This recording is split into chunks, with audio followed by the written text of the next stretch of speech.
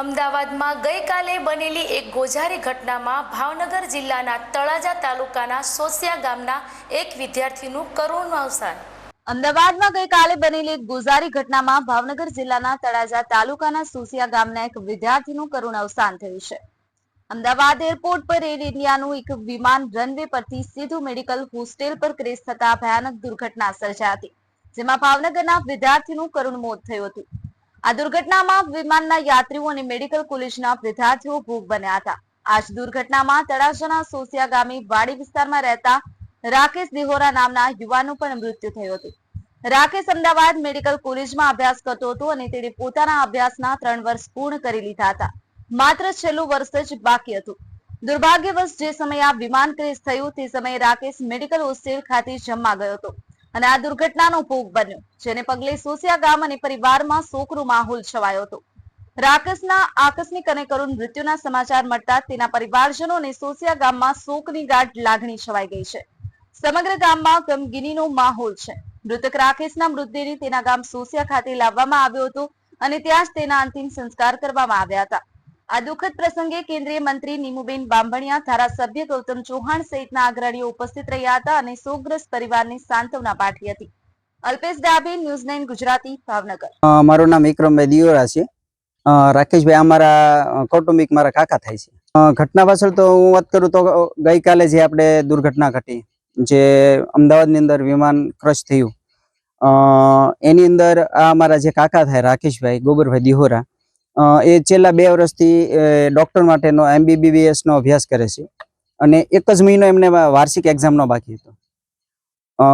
એ પોતે એમ મેઘાણીનગર જ્યાં ઘટના ઘટી છે ત્યાં પોતે હોસ્ટેલની અંદર રહે છે અને બપોરના સમયે જમવા જાય છે। એ સમયે આ ઘટના ઘટે અને અમને સમાચાર મળતા બહુ કહેવાય ને કે અમારા પગ તળે જમીન નથી રહી। ભણવામાં ખૂબ હોશિયાર હતા અમારા કાકા।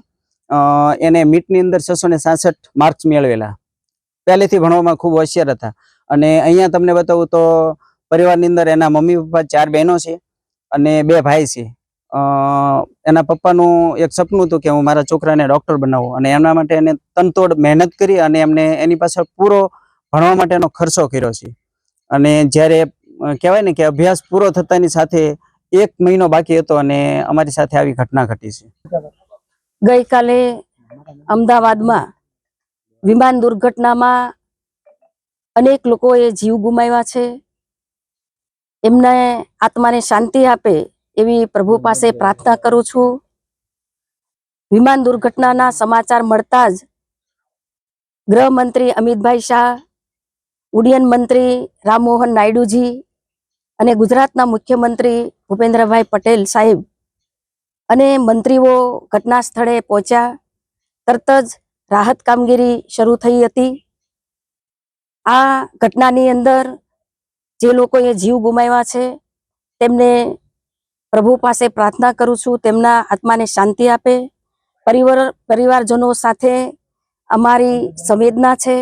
અમારી સરકાર પરિવારજનોની સાથે ખડે પગે છે।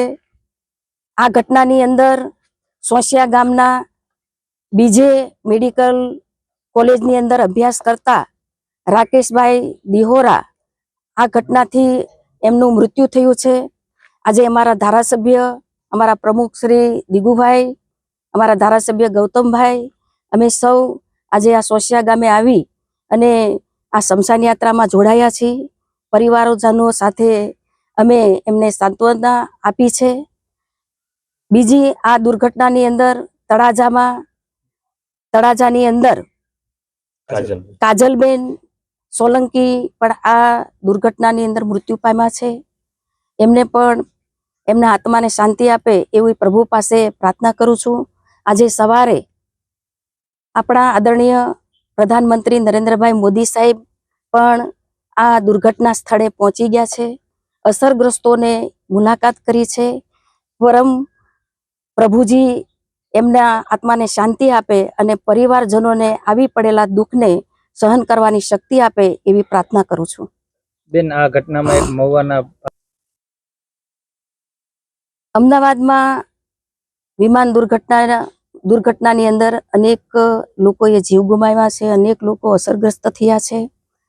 મુખ્યમંત્રી, ગૃહમંત્રી અને આજ વડાપ્રધાન શ્રી નરેન્દ્રભાઈ મોદી સાહેબ ઘટના સ્થળે આવી અને ઈજાગ્રસ્તોને મળ્યા છે.